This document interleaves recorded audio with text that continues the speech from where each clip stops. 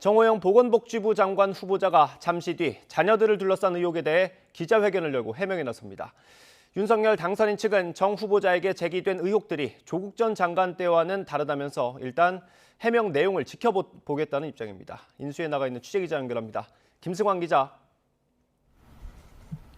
네, 삼청동 인수위 앞에 나와 있습니다. 잠시 뒤 기자회견에서 정호영 후보자 어떤 내용 밝힐 걸로 보입니까? 네, 정호영 보건복지부 장관 후보자는 잠시 뒤인 오후 2시에 출입기자단을 상대로 기자회견을 엽니다. YTN은 이 내용을 생중계로 전해드릴 예정인데요. 앞서 정 후보자는 사퇴가 의사 없음을 분명히 했기 때문에 각종 의혹에 대해서 조목조목 반박할 것으로 예상됩니다. 정 후보자의 자녀 의혹이 터져나오는 만큼 제2의 조국 사태가 되는 것이 아니냐는 우려가 당 안팎에서 나오고 있습니다. 당선인 측은 조국 전 장관 때와는 다르다고 선을 그었습니다. 오전 배현진 대변인의 말 직접 들어보시죠. 국민들 상식에 맞지 않는 위법적인 행위가 있었는지도 아마 질문하실 거 아닙니까?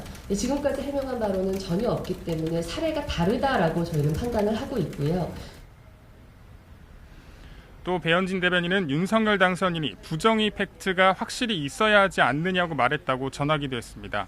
그러면서 당선인은 후보자 본인의 해명을 듣겠다는 입장이라면서도 국민이 납득할 수 있는지 지켜보고 무엇보다 국민의 말씀을 경청할 생각이라고 덧붙였습니다.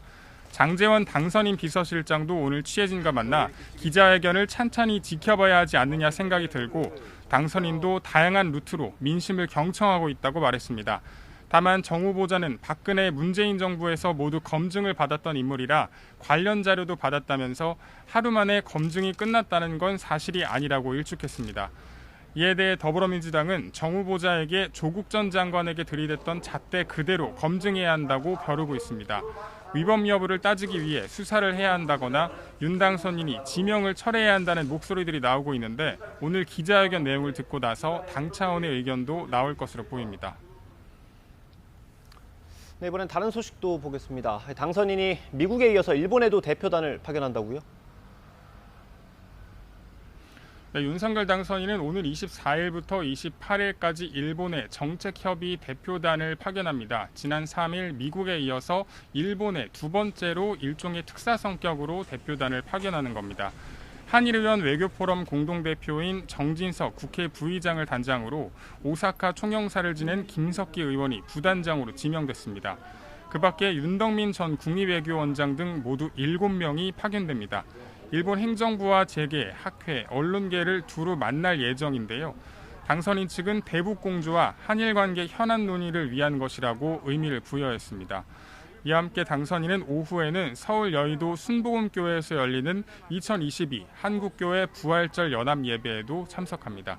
지금까지 삼청동 인수위 앞에서 YTN 김승환입니다.